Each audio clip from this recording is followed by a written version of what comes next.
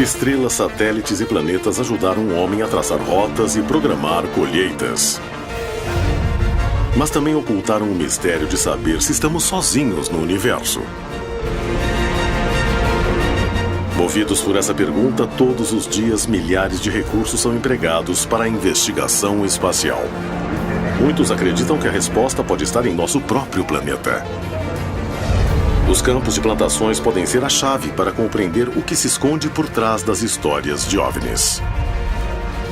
Nas idílicas paisagens rurais, estranhas aparições interrompem a paz dos moradores, causando assombro entre a comunidade científica e os investigadores do fenômeno OVNI.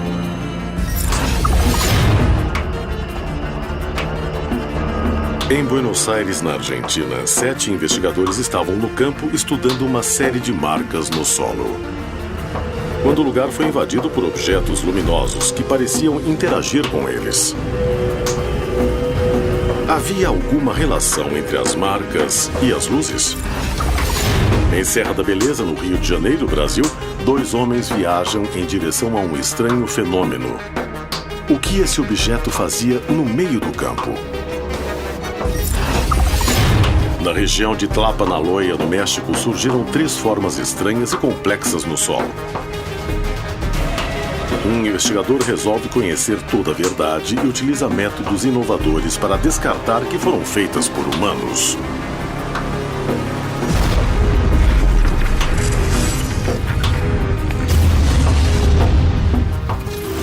Contato extraterrestre. Hoje apresentamos OVNIs e Sinais.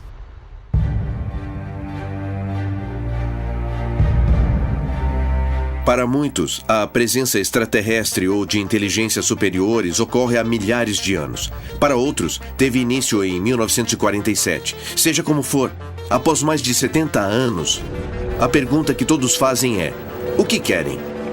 Existe uma grande quantidade de fenômenos que acompanham indiretamente o fenômeno OVNI. Mas nós não sabemos se tem relação ou não com o fenômeno OVNI. Muitos investigadores e pesquisadores acreditam que esses OVNIs, os que realmente são extraterrestres ou alienígenas, nos deixam mensagens. Uma das principais formas dessas mensagens são os círculos nas plantações. Com certeza, alguns círculos são falsos. Eu me pergunto por que escolheriam símbolos ininteligíveis. Afinal, podiam fazer uma ligação ou sei lá. A questão é o que são essas mensagens, o que significam? Acho que os círculos são mensagens para quem vive na Terra. Mas, se pensar a respeito, são vistos do céu. Então, não seria um grupo de alienígenas mandando mensagens para outros alienígenas sobre o que acontece aqui? Não resta dúvida de que uma parcela dessas civilizações que estão nos visitando buscam, sim, se deixar mostrar, se deixar ver. E se está deixando a sua mensagem, é para que ela seja vista, é para que ela seja estudada e, se possível, compreendida por nós, seres humanos. Descobrir a origem desses sinais e seu significado intriga cientistas e investigadores do fenômeno OVNI no mundo inteiro. Desde a primeira aparição na Inglaterra em 1976, as marcas nas plantações são vistas como uma chave para desvendar o mistério do universo. Em meio a tantas dúvidas, um incidente poderia ser fundamental para compreender melhor a origem destes sinais.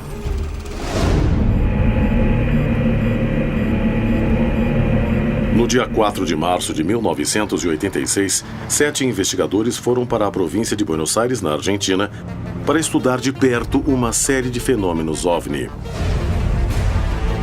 A noite de vigília acabou sendo muito diferente do que tinham planejado. Em 4 de março de 86, foi mais um de tantos dias que íamos investigar no campo para ver alguma coisa. Mas foi um dia que ficou marcado para nós. Até hoje me lembro que foi o caso que mais me marcou e que me lembro como um encontro mais próximo entre o OVNI e o investigador. Luiz Burgo era um membro da FAO, um grupo de investigação do fenômeno OVNI que estudava uma série de relatos de luzes e marcas no solo.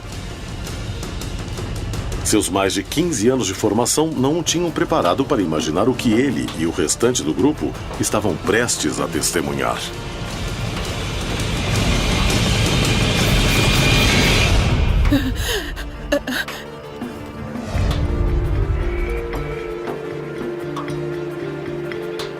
Em 1985, investigávamos uma série de aparições nessa área.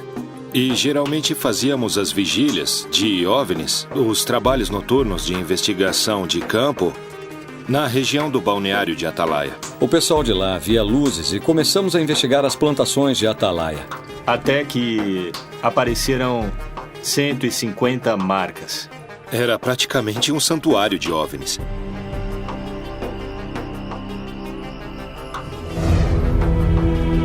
O grupo se reuniu no local combinado. No começo da estrada que chegava à plantação, onde haviam encontrado marcas no solo, cuja origem buscavam determinar. Nos reunimos, como sempre fazíamos, quando íamos até Atalaia para ver alguma coisa. Todos afirmavam ver OVNIs em Atalaia naquela época. Claro que isso também era sustentado pela imprensa. Era só abrir o jornal ou ver os noticiários na televisão e todos falavam do caso Atalaia. Então, nós éramos os únicos que ainda não tínhamos visto alguma coisa. O caminho era longo e os carros avançavam com dificuldade. Mas eles não desistiram.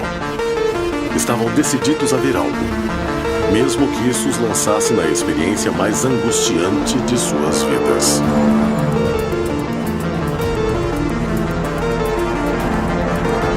Nós fomos olhando e falando do fenômeno, querendo ver alguma coisa. Estávamos conversando normalmente, sem imaginar o que iria acontecer.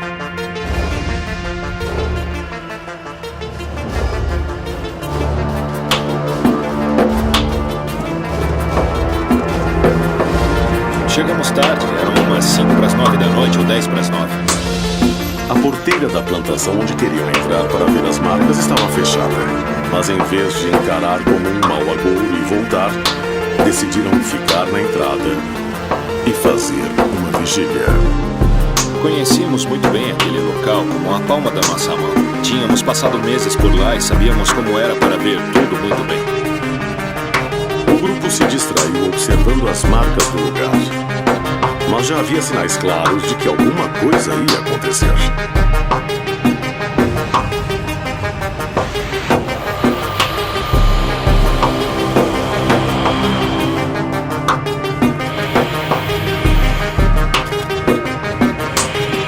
Logo que descemos dos carros, o Fernando falou: olhem aquilo.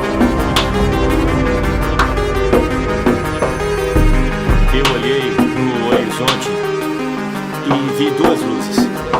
Nos viramos e lá estavam os dois objetos não identificados, praticamente em cima do vilarejo. Foi incrível. Uma coisa estranha.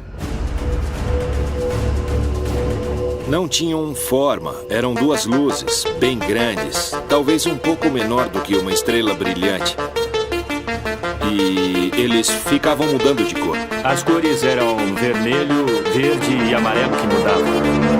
E o mais estranho foi que vinham do rio. E quando falamos para todos olharem, na mesma hora eles ficaram parados. Daí começaram a se movimentar juntos e girar entre si. Ficavam se cruzando. Às vezes parecia que era uma só porque ficavam uma atrás da outra, como se brincassem.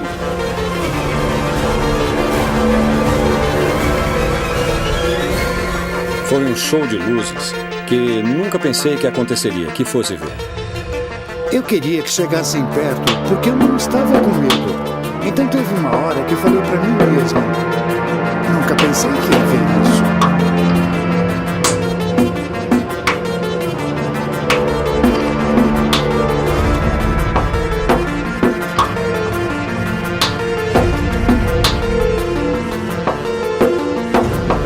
Todos sabiam que presenciavam algo único e buscavam uma explicação. Mas rapidamente o clima de expectativa passou a ser de nervosismo, quando uma das luzes começou a se aproximar perigosamente. E quando a luz começou a se aproximar, nunca vou esquecer disso, Luiz Burgos resolveu pegar uma lanterna. Começou a se aproximar da gente. E nós tínhamos uma lanterna, então cada um ia ligar a sua e ia sair correndo, porque a luz ia descer e nos matar. E aí falou: espero que alguém fique para contar. Olha, se acontecer alguma coisa, é só ligar a lanterna, tá? Acho que isso assustou todos nós, porque ele supostamente era o mais preparado. A mudança de comportamento das luzes os aterrorizou. Um por um, perceberam que testemunhavam algo desconhecido. Poucos minutos depois, a luz retrocedeu e voltou à posição original. Eu tive a sensação de que quem estivesse dentro daqueles aparatos tinha nos detectado. Então, para mim, foi uma espécie de contato a nível visual. Nós os vimos e eles nos viram.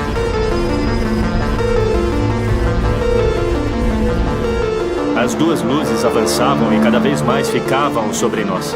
Eu ouvi o Burgos dizendo: se vierem, cada um corre para um lado diferente. Sem saber da origem e das intenções das luzes, uma pessoa do grupo decidiu ligar o carro em que haviam chegado. Queria deixá-lo pronto para partir caso fosse necessário. Mas suas ações teriam repercussões inesperadas.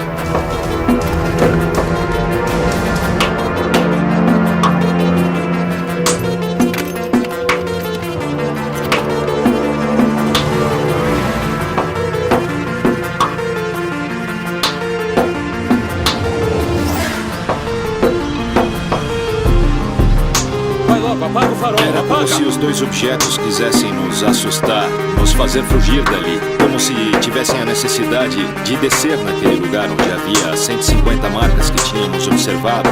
E estivéssemos atrapalhando, como se dissessem: pessoal, saiam daí porque temos que estacionar. Ficaram em cima de nós. E atrás tinham umas 150 marcas. Burgos disse: olha, se eles querem descer, eu não acho que vão se importar se estamos aqui ou se tem vacas. Eles vão descer e pronto. Depois de vários minutos, quando parecia que as luzes iam aterrissar em frente a seus olhos, de repente começaram a subir, se distanciando do lugar. Alguns acharam que o pior já tinha passado, mas estavam apenas começando a vivenciar algo ainda mais misterioso. Eu continuei olhando as duas esferas menores. E aquelas duas esferas que estavam brincando começaram a subir e sumiram.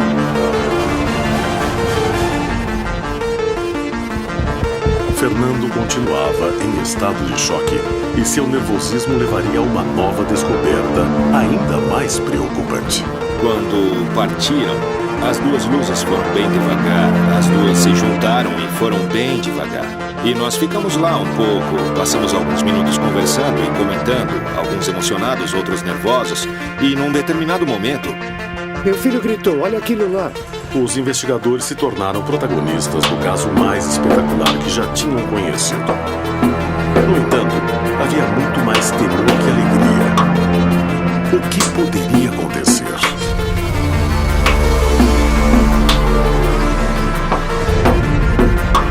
As histórias que envolvem supostos sinais se repetem por toda a região. Mas poucos casos despertam tanta curiosidade e fascinação como as marcas que aparecem da noite para o dia nas plantações.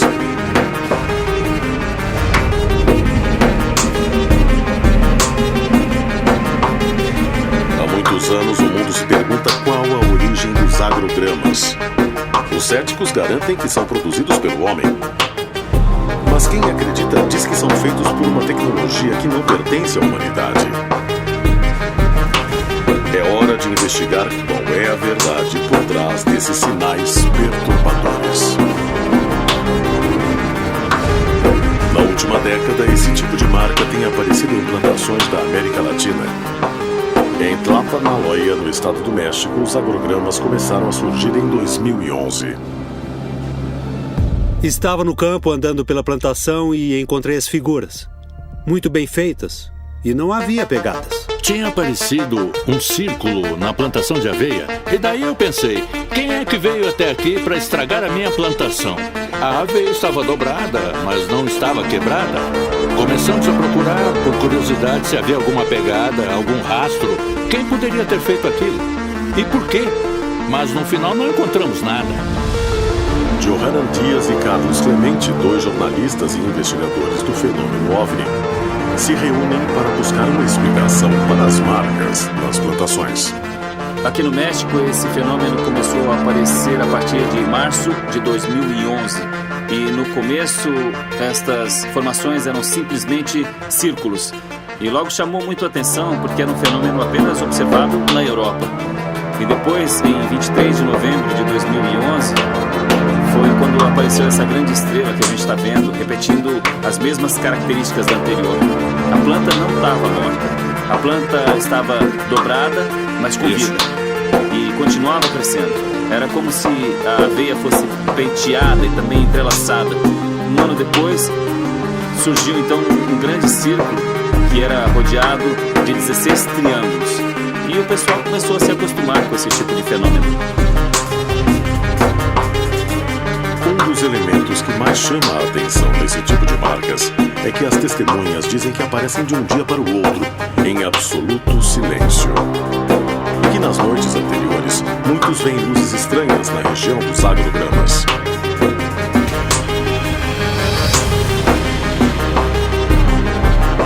Johanna decide que é o momento de conseguir algumas provas e tentará fazer o mesmo tipo de marcas.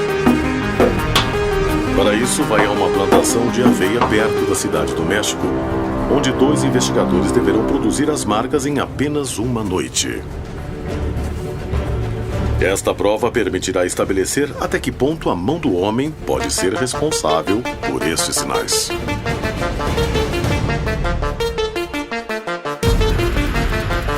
Na Argentina, um grupo de especialistas foi investigar um local com uma grande quantidade de marcas no solo quando foram cercados por luzes estranhas. Em Tlapaloloya, no México, o jornalista Johanan Dias tentará recriar um agrograma para comparar com outros que aparecem na região.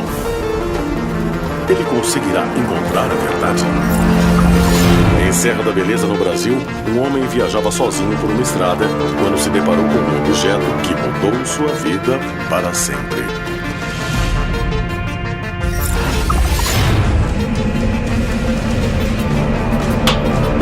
No dia 4 de março de 1986, 7 investigadores do fenômeno OVNI realizavam uma vigília ao lado de uma plantação onde tinham encontrado mais de 150 marcas no solo, que atribuíram a objetos voadores não identificados.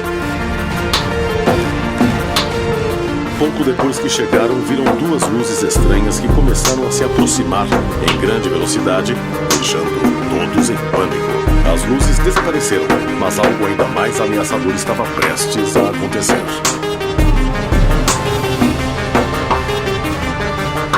E apareceu uma luz forte. Ela era 10 vezes maior que as outras 2 luzes. Chamou muita atenção porque não subia nem descia, acendeu no mesmo lugar. Estava parada e acendeu uma luz, do tamanho de uma lua cheia.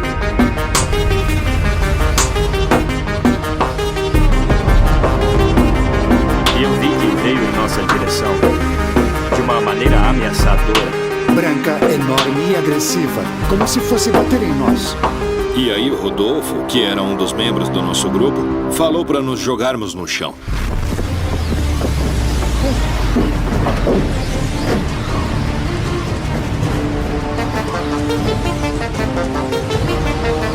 Veio com tudo na nossa direção. Ia pegar todo mundo. Não tinha saída. Todo mundo foi para debaixo dos carros e eu não. Eu queria que chegasse perto. Achei que fosse nos queimar. Me joguei no chão apavorado, achando que íamos desaparecer.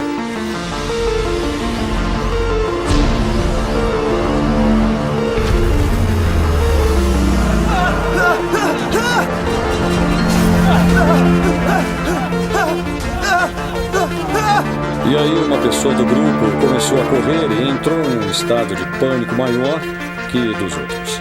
Quando alguém perde o controle, infelizmente, pensa no pior.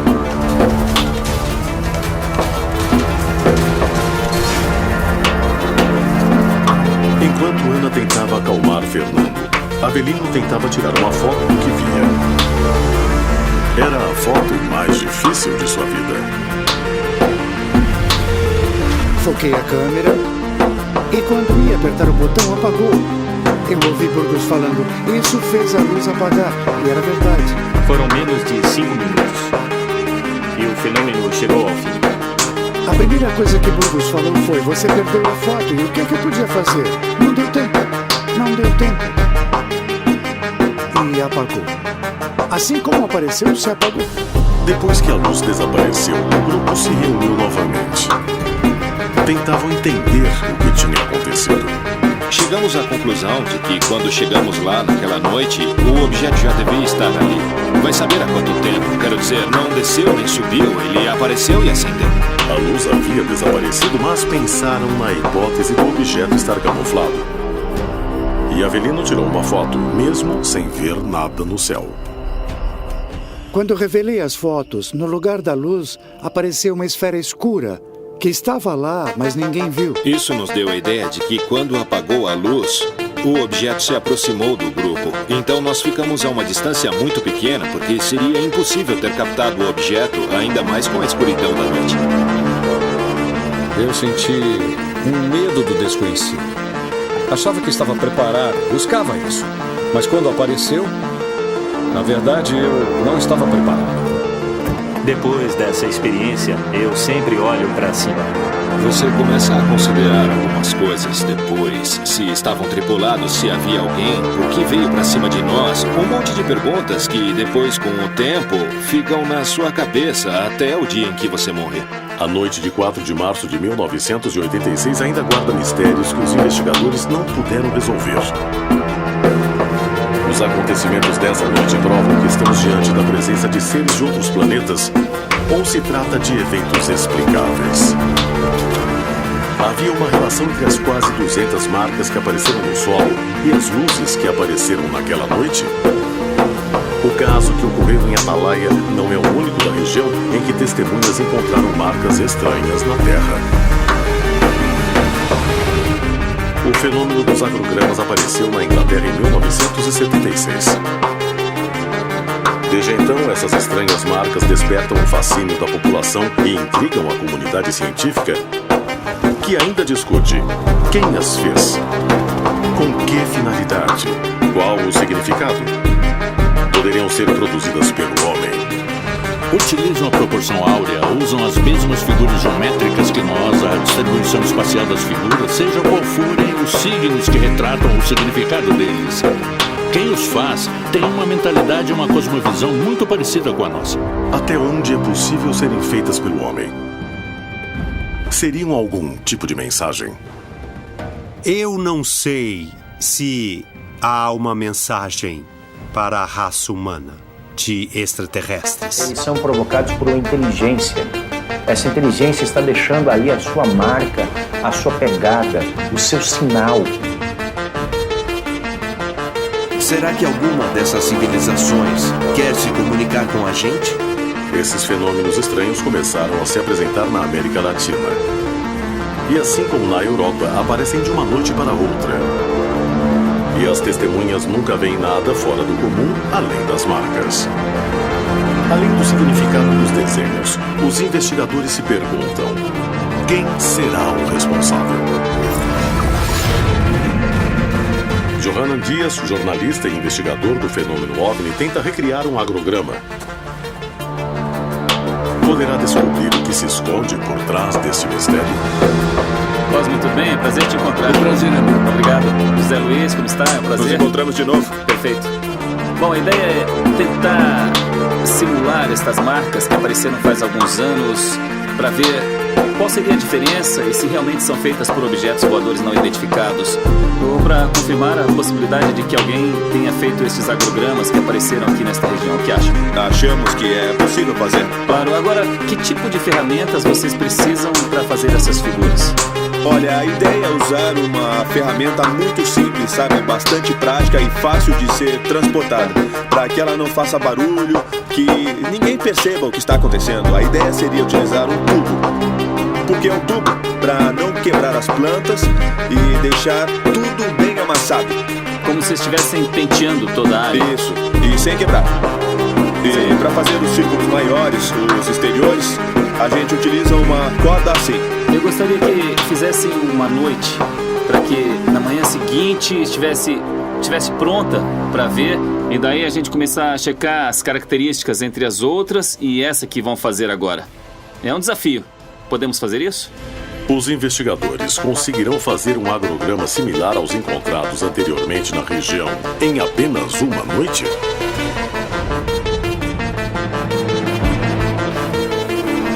Os dois investigadores trabalham durante a noite. A regularidade do terreno semeado facilita um pouco a tarefa. No entanto, a falta de luz e ferramentas que fazem barulho são uma limitação que os prejudica.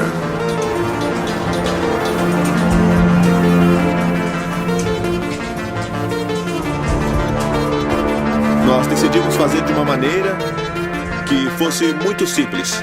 Usamos ferramentas que deixem o mínimo de marcas possível e para fazer de uma forma mais portátil. Eu acho que nós vamos ter êxito.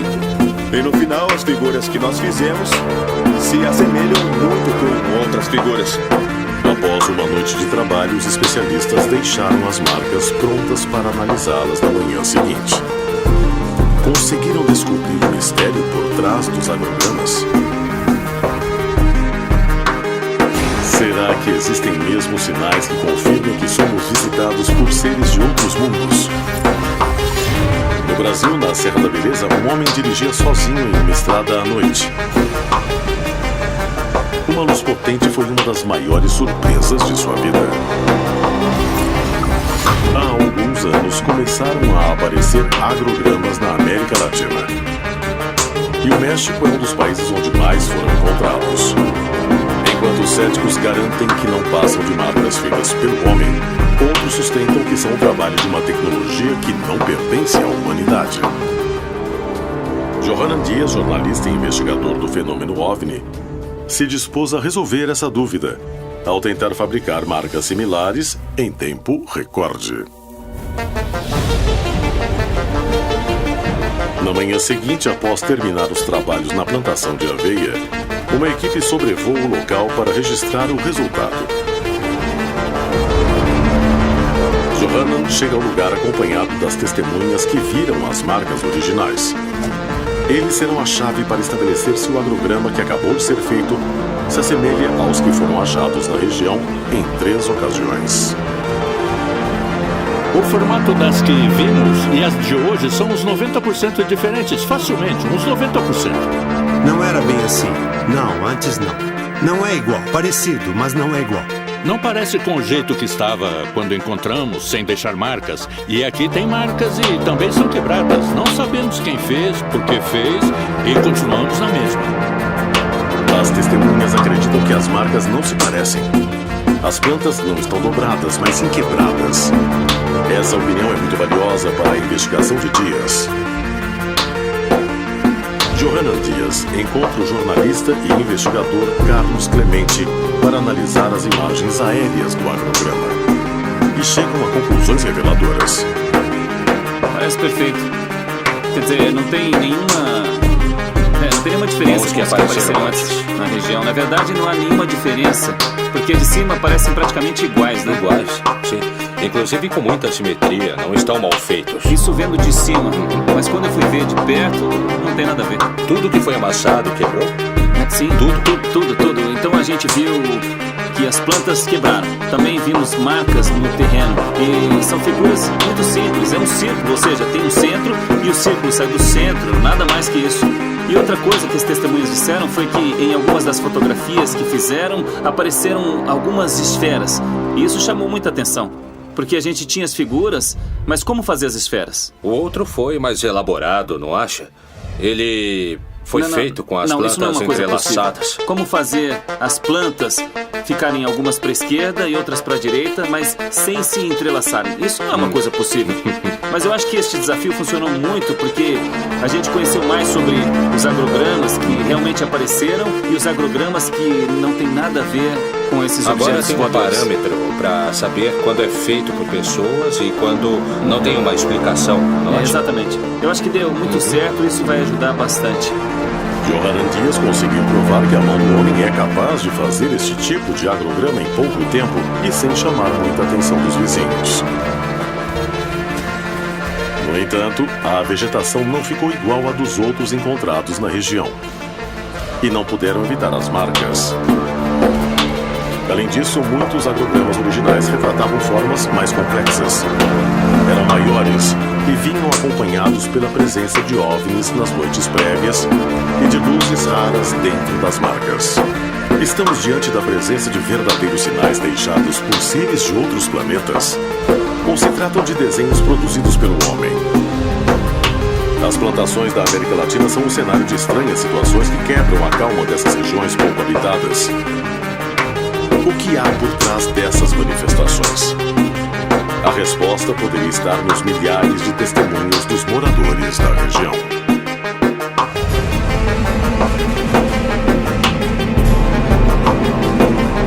Em uma noite fria de 1988, na Serra da Beleza, no Rio de Janeiro, Brasil, Alexandre dirigia totalmente sozinho por uma estrada quando teve uma experiência que o marcaria para sempre.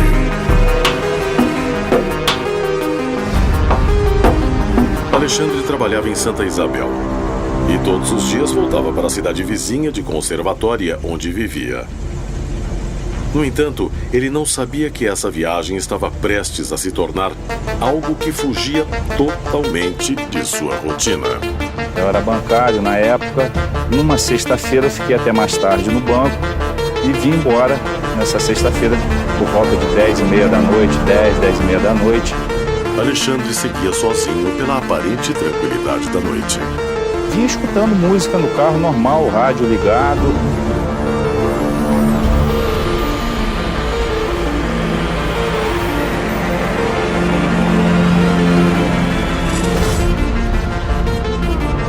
Vindo na estrada, eu notei no alto da serra aquela luz por detrás da montanha. É a Serra do Cavalo Russo, uma montanha de pedra e que essa montanha parecia ser a lua por detrás da montanha. A lua surgindo, né? Em vez de parar o carro, Alexandre abandonou o bom senso e começou a avançar até ficar frente a frente com a luz estranha. Quando eu cheguei na curva, notei que a lua não surgia por detrás da montanha. Então, fiquei olhando aquilo e parei o jipe. Era só como se fosse uma luz fluorescente, em cima da montanha. Até então, eu não tinha certeza do que era.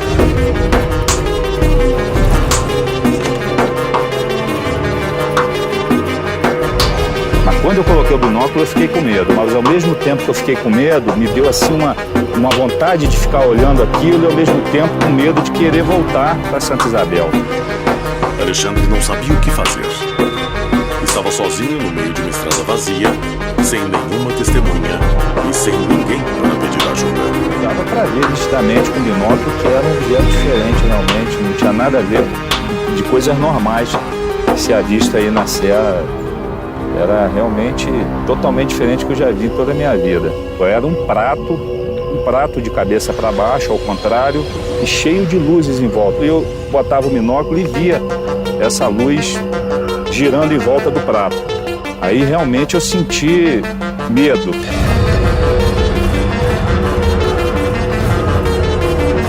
Fiquei observando o prato por volta de uns 15 minutos. Aí que me deu a vontade de realmente chamar outra pessoa para poder ver junto comigo o objeto. Alexandre conseguiu sair do estado de comoção em que se encontrava e tomou uma decisão. Resolveu voltar para Santa Isabel e procurar alguém que pudesse comprovar que o que estava vendo era diferente de tudo que conhecia. Rodei a cidade de carro, fui para lá, fui para cá e quase que eu não encontro ninguém, porque a cidade interior, depois de 10 horas da noite, não fica viva a alma na rua. Quando eu já estava realmente quase desistindo, que eu fiz o retorno na rodoviária e comecei a subir para voltar para cá, aí que eu vi a igrejinha aberta assim, vi que tinha um velório lá e tal, desci do carro, fui lá dentro para ver se eu encontrava alguém conhecido.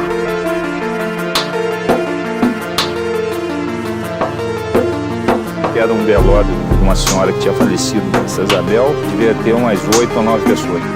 No velório, Alexandre encontrou Floriano, seu amigo e mecânico. Sem hesitar, foi até ele para conversar sobre o que havia acontecido. ninguém percebeu como eu falei com o Floriano. Eu não cheguei gritando dentro do velório, não cheguei gesticulando, falando, eu vi a luz, para não assustar as outras pessoas, né? Porque ninguém falou, vamos lá ver o disco voador. Finalmente, Alexandre tinha encontrado alguém conhecido, mas não sabia se Floriano ia querer acompanhá-lo. Seu Floriano, por favor, vamos, o senhor quer ver a luz que aparece lá na serra? Eu falei, poxa, eu moro aqui há 50 anos, eu nunca vi. Poxa, vamos lá agora, Alexandre. O seu Floriano ficou impressionado e ansioso também para poder avistar o objeto. E fomos conversando, e ele foi, será que é verdade mesmo? Eu falei, vamos lá para o senhor ver, se estiver lá, o senhor vai ver o que eu estou vendo. Alexandre queria muito que a luz estivesse lá. Estava preocupado que seu amigo duvidasse dele. Fui e voltei correndo também para ganhar tempo de encontrar o objeto na posição que estava, né, que eu deixei lá. Andei uns 10, 15 minutos, comecei a avistar de novo a luz no mesmo local. Os dois se aproximavam de um perigo que não parecia deste mundo. A luz estranha continuava no lugar e eles não mediram consequências para investigar o que estava acontecendo.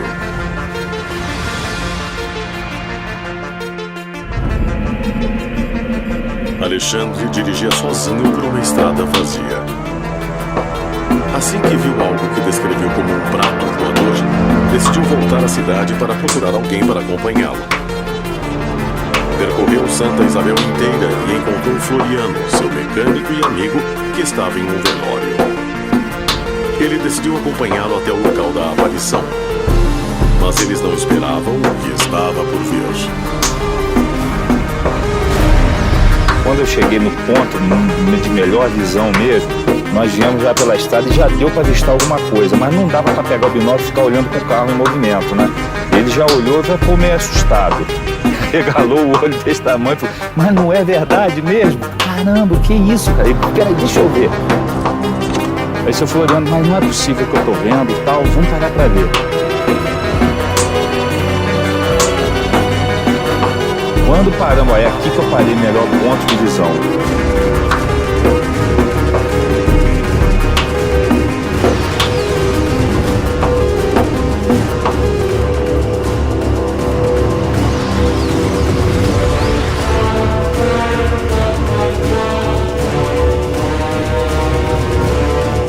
Ele olhou, botou o binóculo, ficou impressionado. Ficamos uns 15 a 20 minutos vendo essa luz lá. Nós notamos que o objeto não modificava mesmo, ele ficou parado, estático, e aquelas luzes girando. Nós ficamos nisso daí uns 20 a 30 minutos, meia hora mais ou menos. Aí eu falei, sabe uma coisa, vamos embora, vamos deixar isso pra lá. O que adianta? O que nós vamos fazer? Nós vamos chegar próximo demais, não vai levar a nada também. Não tem como documentar isso. O tempo passava, o objeto continuava lá. E Alexandre tomou uma decisão baseado no que sentia.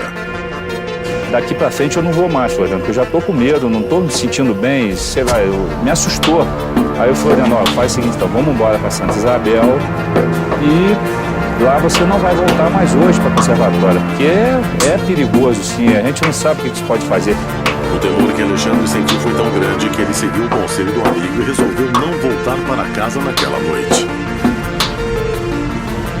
A experiência foi tão forte que não apenas decidiu não voltar sozinho, mas também mudou sua vida para sempre. Privilegiado realmente de ter visto isso. Hoje em dia eu tenho uma outra concepção mesmo de disco voador, o que é realmente o disco voador, né? O óbvio. Se você observar, você vai ver sim alguma coisa diferente. Se as pessoas passarem a observar melhor, né? Ao redor. As vastas terras pouco povoadas do território latino-americano guardam milhares de experiências como a de Alexandre e Floriano. Testemunhas privilegiadas e casuais de eventos que a ciência não consegue explicar. Quantos eventos ainda mais estranhos podem estar ocorrendo no continente, diante da solidão da noite? Plantações marcadas da noite para o dia. Figuras complexas. Dúvidas na comunidade científica, testemunhos que narram a presença de luzes. Mas qual é seu significado? Qual sua importância? E, acima de tudo, qual é sua origem? Os agrogramas são figuras misteriosas que costumam aparecer nas plantações. Eu não me atreveria a afirmar como são feitos e nem posso afirmar que são obras de seres de outros mundos. Para mim, são simplesmente um enigma. Não se tem ainda absoluta certeza de que esses crop circles têm uma associação direta com UFOs. Muito embora, no aparecimento destes círculos, se tem relato de que pessoas têm observado UFOs no céu. Todas as culturas do mundo, em diferentes etapas, quiseram se comunicar com os deuses. Agora, com as evidências encontradas em plantações, pode parecer que são os deuses que querem se comunicar conosco. Digo isso no sentido metafórico. Acredito que esse é o problema da busca incessante de saber quem somos e o que queremos. Na minha visão, se existe comunicação entre duas civilizações, a primeira coisa que precisa ser feita é ensinar um alfabeto. E talvez, quem sabe, se houver uma mensagem, em primeiro lugar, é tentar nos ensinar um alfabeto alienígena para que no futuro nós possamos nos comunicar. Decifrá-los, tentar entender o que eles significam, talvez seja tentar decifrar a mensagem de um grupo de civilizações que há muito tempo nos observa. Os agrogramas são um dos maiores enigmas que cercam o fenômeno OVNI. Estabelecer sua origem e significado desafia a comunidade científica. Estamos diante de marcas feitas por seres de outro planeta? Descobrir a verdade por trás das histórias de OVNIs pode ser a prova que nos permite estabelecer se estamos sozinhos ou não no universo. Algum dia o homem poderá dar uma resposta a esse mistério? Quantos eventos ainda mais estranhos podem estar ocorrendo no continente diante da solidão da noite?